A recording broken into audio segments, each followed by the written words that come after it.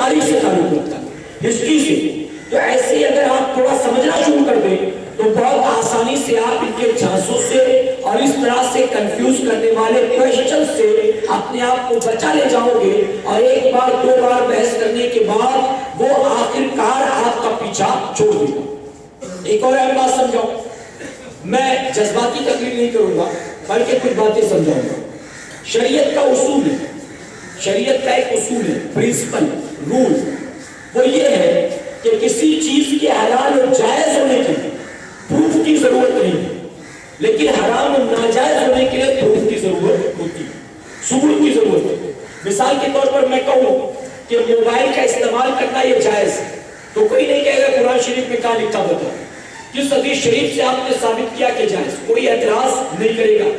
آج ہم اور آپ چائنیز فوڈ کھاتے ہیں نا, کوئی فرائیڈ رائس کھا رہا ہے, کوئی نوڈلز کھا رہا ہے, تو آج چائنیز فوڈ لوگ کھاتے ہیں. اب کسی نے اعتراض نہیں کیا یہ حرام ہے کہ حلال ہے, کسی نے اعتراض نہیں کیا. جو لوگ باقی چیزوں پر اعتراض کرتے ہیں وہ خود بھی کھاتے ہیں, وہ خود بھی کھاتے ہیں. حالانکہ چائنیز فوڈ کا کھانا کسی حدیث شریف سے ثابت نہیں ہے. کیا کسی حدیث مبارکہ میں ہے؟ یہ لوگ کھانے سے پہلے تو یہ نہیں سوچتے ابو بکر صدیق نے کھایا تھا کہ نہیں کھایا تھا, عمر فاروق اعظم نے کھایا تھا تو نہیں کھایا تھا. میراث شریف ہم منائے تو اس پر سوال آتا ضرور ہے, صدیق اکبر نے منایا کہ نہیں منایا, تو نے پیزا کھانے سے پہلے کیوں نہیں سوچا ابو بکر نے کھایا کہ نہیں کھایا, برگر کا آرڈر دینے سے پہلے تو نے کیوں نہیں سوچا حضور اکرم صلی اللہ علیہ وسلم نے کھایا کہ نہیں کھایا. تو جب ایسی باتیں آتی تو اس پر تم نہیں سوچتے. تو یہ شریعت کا اصول ہے, کسی چیز کے حلال اور جائز ہونے کے لیے ثبوت کی ضرورت ہے, لیکن حرام ناجائز ہونے کے لیے ثبوت کی ضرورت ہے. اب اگر کوئی کہے عرس منانا کہاں سے ثابت, عرس منانا کہاں لکھا, کون سی حدیث شریف, تو آپ کو چلو ٹھیک ہے میرے پاس علم نہیں ورنہ میں ثابت کر کے بتاتا, میرے پاس علم نہیں ہے میں ثابت تو نہیں کر سکتا, لیکن تو اگر کہتا ہے کہ یہ منانا درست نہیں ہے تو تو ثابت کر کے بتا کہ عرس منانا ناجائز ہے. تو قرآن و حدیث کی روشنی میں پروف کر کے بتا کہ ولیوں کا عرس منانا حرام ہے, تو ثابت کر کے بتا. 12 ربیع الاول کو حلوہ بنانا کہاں سے ثابت, پوچھتے کہاں سے ثابت. میں پوچھتا ہوں حلوہ بنانا, یہ حلوہ کھانا جائز ہے کہ ناجائز ہے, بتائیے. حلوہ کھانا جائز ہے, حلوہ کھانا جائز ہے کہ ناجائز ہے. تو اگر حلوہ 12 کو بنا لیا تو ناجائز ہو گیا. ارے جب حلوہ کھانا جائز ہے, 12 کو بنائے, 15 کو بنائے, 25 کو بنائے, جب بھی بنائے وہ جائز ہوگا. اب اگر 12 کو بنا لیا تو کیا ناجائز ہو گیا؟ تو ان کو دراصل مسئلہ یہ ہے کہ ان کو سنیوں کی جو بات نہ جمے اس کو فوراً کہہ دو ناجائز, شرک ہے, حرام ہے. ان کو جو سنیوں کی بات نہ پٹے اس پر فتویٰ لگا دو اور سیدھے اس کا انکار کرو. میرے پیارے آقا کے پیروانوں, میں آپ سے پوچھنا چاہتا ہوں نمک کا کھانا جائز ہے کہ نہیں, بتائیے. نمک کا کھانا, کچھ لوگ کنفیوز ہیں, یہی کنفیوژن ہے جس کی وجہ سے وہ جیت جاتا ہے. سمجھے, میں نمک کا کھانا پوچھ رہا ہوں, کوئی ایسا جو بنا نمک کے کھاتا پیتا ہے؟ سارے کھاتے ہو نا, تو پھر کیوں کر رہے ہو بھائی؟ جب کھاتے ہو حلال ہے تبھی تو کھاتے ہو نا. میں بھی کھاتا ہوں, چلیے آپ مت گھبرائیے, میں بھی کھاتا ہوں. نمک کھانا حلال ہے کہ حرام بتاؤ؟ مرچی کا کھانا, چاول کا کھانا, پانی کا استعمال کرنا, مسالوں کا کھانا, یہ ساری چیزوں کا کھانا حلال اور جائز. اب سارے چیزوں کو ملا کر بریانی بنا دیا تو حرام ہو گئی, حرام ہو گئی. تو پھر یہ جو کہتے ہیں یہ بریانی جو بنائے یہ حرام ہے, یہ لوگ کھچڑا بنائے یہ حرام ہے. ارے الگ الگ سب تھا تو جائز کا حلال تھا, اب ملا کر سب کو کھچڑا بنا لیا تو حرام کیسے ہو گیا, حرام کیسے ہو گیا؟ عجیب سا معاملہ ہے. جو ان کو نہ جمے فوراً فتویٰ لگا دو. اچھا جھنڈے پر بھی اعتراض, یہ جھنڈا لگانا کہاں سے ثابت؟ تو تم جا کر منموہن سنگھ صاحب سے کیوں نہیں پوچھتے جب وہ 15 اگست کو لگاتے تھے؟ ان سے بھی جا کے پوچھو, تمہیں لوگ کہیں گے یہ ملک کا غدار ہے. 26 جنوری کو جب جھنڈا لہرائیں گے تم یہاں سے ٹیم لے کر پہنچ جانا, یہ ناجائز ہے, یہ ناجائز ہے. وہ بھی لال قلعے پہ لگا رہے ہو, ہرگز نہیں لگانے دوں گا, کیونکہ اس کو مغل بادشاہوں نے بنایا ہے. تو مغل بادشاہوں نے جو لال قلعہ بنایا وہاں حرام کام نہیں ہونے دوں گا, ناجائز کام نہیں ہونے دوں گا. پوچھتے ہیں جھنڈا لگانا کہاں سے ثابت؟ میرے پیارے آقا کے پیروانوں, دنیا کے تمام ملک کا ایک جھنڈا ہے, بتائیے ہے کہ نہیں؟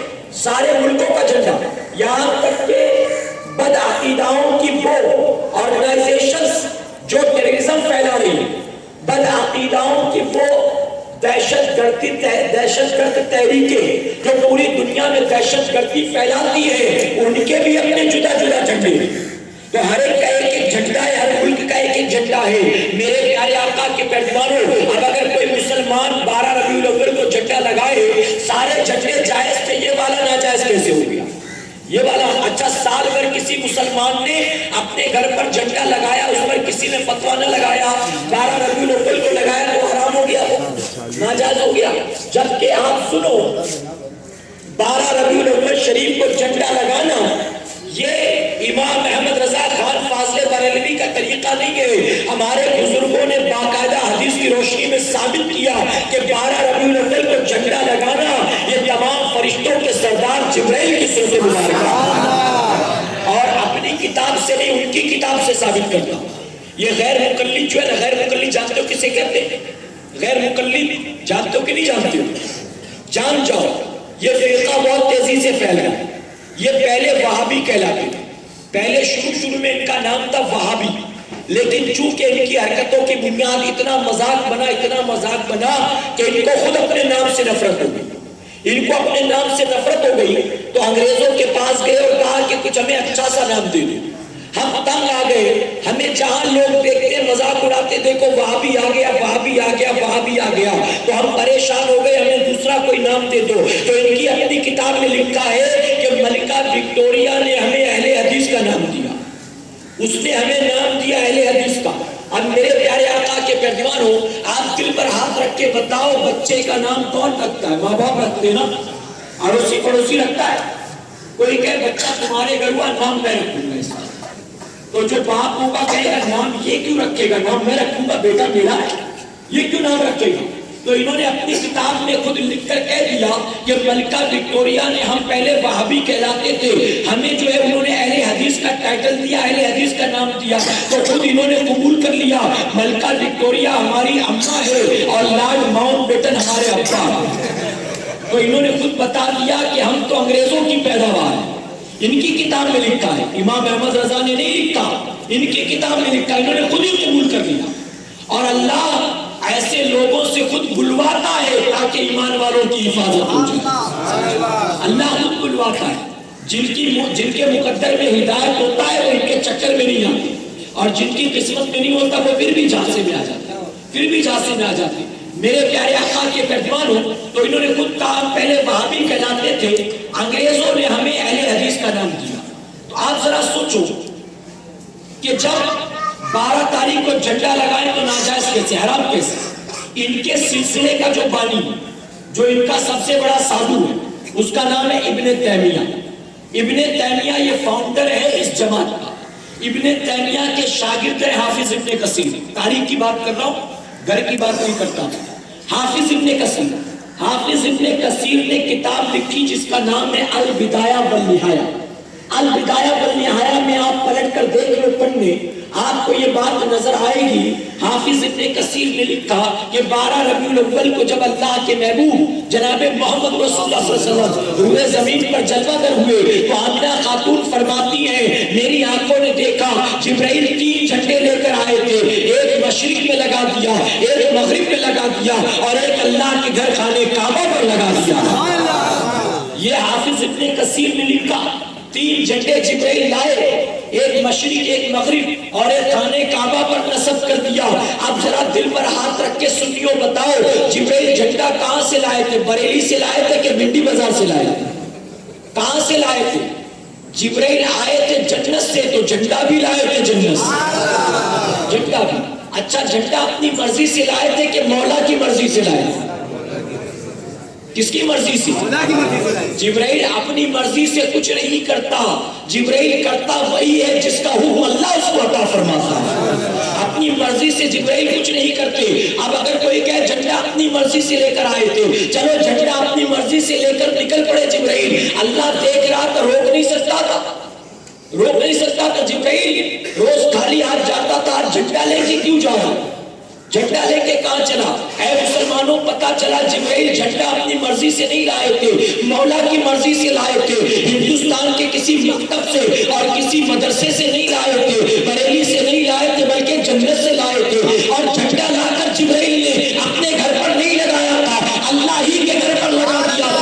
تو پتا چلا جب 12 ربیع الاول کو اللہ کے گھر پر جھنڈا لگانا جائز ہے تو اللہ کے بچائے گا۔ جب خانہ کعبہ پر جھنڈا لگا کسی نے اعتراض نہ کیا تو بتاؤ ہمارے اور آپ کے گھر پر جھنڈا لگے تو کوئی اعتراض کرے تو اس کے اعتراض سے ہماری صحت پر کوئی فرق پڑتا ہے؟ اب جھنڈا سال بھر لگاؤ تو کوئی پرابلم نہیں، 12 کو لگائے تو کہتے ناجائز ناجائز۔ میرے پیارے آقا کے پیروانوں، تو انہیں ان کے حال پر چھوڑ دو، ان کا ہمارا معاملہ جدا ہے، ان کا ہمارا معاملہ جدا، ان کا مذہب جدا ہمارا مذہب جدا، ان کا مسلک جدا ہمارا مسلک جدا، آخرت میں ان کا ٹھکانہ جدا ہمارا ٹھکانہ جدا۔ اور میں تو الحمدللہ مخدوم مائنی رحمۃ اللہ کے قدموں میں ہوں، علل اعلان کہتا ہوں اللہ رب العزت کا بڑا کرم بڑا احسان ہے، اللہ نے ہمیں کسی باطل گروہ میں پیدا نہیں کیا، ہم اس جماعت میں پیدا ہوئے ہیں جس کے بارے میں آقا نے فرمایا یہی جماعت جنت میں جانے گا۔ اور جانتے ہو یہ اپنے گھر کی بات نہیں کرتا، میرے آقا نے اس ایک جنتی جماعت کی جو نشانیاں بتائی تھی، بزرگان دین نے ریسرچ کر کے تحقیق کر کے اس بات کو لا کر امت کے سامنے پیش کر دیا کہ آقا نے جو نشانیاں بتائی تھی وہ ساری نشانیاں اہل سنت والجماعت کے پائے جاتی ہیں۔ تو سوائے اس جماعت کے کوئی اور گروہ جنت میں جانے والا نہیں ہے، صرف جنت میں جائیں گے خوش عقیدہ سنی مسلمان جائیں گے۔ میں وہ ساری نشانیاں نہیں بتاؤں گا لیکن ایک نشانی بتاؤں اگر اجازت ہو آپ کی تو، ہے اجازت آپ؟ جانتے اس جماعت کے جنتی ہونے کی سب سے بڑی نشانی یہ ہے کہ شروع سے لے کر اب تک جتنے ولی پیدا ہوئے اللہ نے سارے ولی اسی جماعت میں پیدا کیا۔ آپ کو وہابیوں میں کوئی غوث نظر آتا ہے؟ دیوبندیوں میں کوئی خواجہ نظر آتا ہے؟ شیعوں میں کوئی مخدوم نظر آتا ہے؟ آپ کو گوریوں میں کوئی پیر فقیر نظر آتا ہے؟ آپ کو کوئی نظر نہیں آئے گا کسی اور جماعت میں۔ غوث بھی ملیں گے تو یہاں ملیں گے، داتا بھی ملیں گے تو یہاں ملیں گے، خواجہ بھی ملیں گے تو یہاں ملیں گے، مخدوم بھی ملیں گے تو یہاں ملیں گے۔ اور جانتے اس کی وجہ کیا ہے؟ اس کی وجہ کہ مقام ولایت تو دور کی بات ہے، اللہ ولایت کا مقام اسی کو دیتا ہے جو بندہ صاحب ایمان ہوتا ہے، کسی بے ایمان کو اللہ ولایت نہیں عطا فرماتا۔ تو ان کے گروہوں میں کہاں سے ولی پیدا ہوتے؟ یہ سارے کے سارے تو بے ایمان ہیں، ان کو ایمان نہ ملا تو ولایت کہاں سے ملتی؟ سارے ولی یہاں اس لیے ہے کیونکہ یہ جماعت بے ایمانوں کی نہیں ہے، یہ ایمان والوں کی جماعت ہے۔ اور میں تو یہاں تک کہتا ہوں یہ بیچارے صرف ولی سے محروم نہیں رہے، ان کو نہ ولی ملا نہ ان کو خلی ملا، خلی بھی کہیں اور پیدا ہو گیا، یہ تو اس سے بھی محروم ہے، وہ بھی بت پرستوں کے گھر پیدا ہو گیا، ان کے گھر تو وہ بھی پیدا نہیں ہوا۔ اتنے محروم لوگ بیچارے، یہاں بھی محروم وہاں بھی محروم رہیں گے۔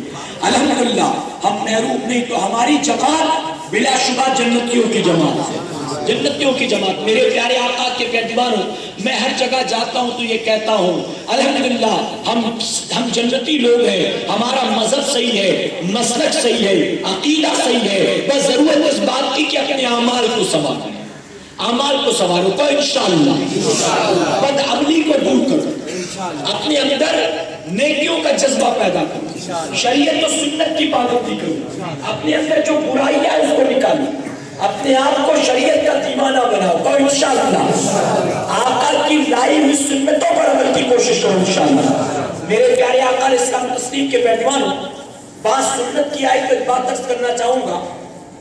آپ جانتے ہیں کہ آج کل مارکیٹ میں ایک نالائق ڈاکٹر بڑا چل رہا ہے، ایک ڈاکٹر جو نالائق ہے بہت چل رہا ہے، اور ڈاکٹری کی ڈگری لے کر بھی وہاں پریکٹس نہیں کرتا، یہاں پریکٹس کر رہا ہے، غلط فیلڈ میں، غلط فیلڈ میں۔ اب بتائیے، مان لیجئے میرا آج پروگرام میرا حیدرآباد میں تھا، اب میں جا رہا تھا فلائٹ سے، اب پیچھے بیٹھے بیٹھے میرا دل بنا، موڈ بنا کہ میں نے بڑے سفر کیے فلائٹ کے، ذرا اس کو چلا کر بھی دیکھتا ہوں کہ کیسے چلایا جاتا ہے۔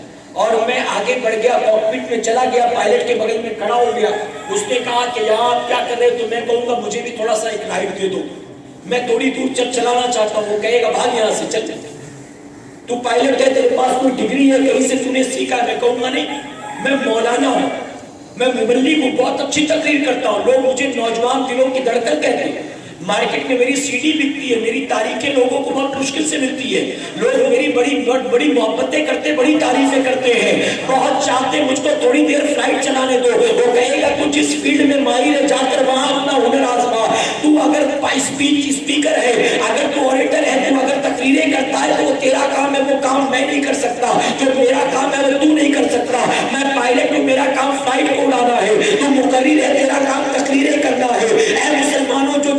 वकील का माहिर होता है, वही अपने हुनर आजमाता है। अब ये डॉक्टर है तो जाकर कहीं क्लिनिक खोलता, दांत खुजली का इलाज करता, उसको यहाँ आने की क्या जरूरत है, यहाँ आने की क्या जरूरत है। लेकिन उसने देखा मुसलमानों में बेपढ़े लिखे बहुत हैं, उसने सोचा वहां इतनी इनकम नहीं होगी जितनी यहाँ हो सकती, यहाँ इतनी। वो अगर क्लिनिक खोलता, कहीं गली कूचे का डॉक्टर बनकर रह जाता, 20 रुपया 30 रुपया पर पेशेंट कमाता, इंटरनेशनल लोन पर्सनालिटी बनता, उसका चैनल होता, करोड़ों का फ्लैट होता।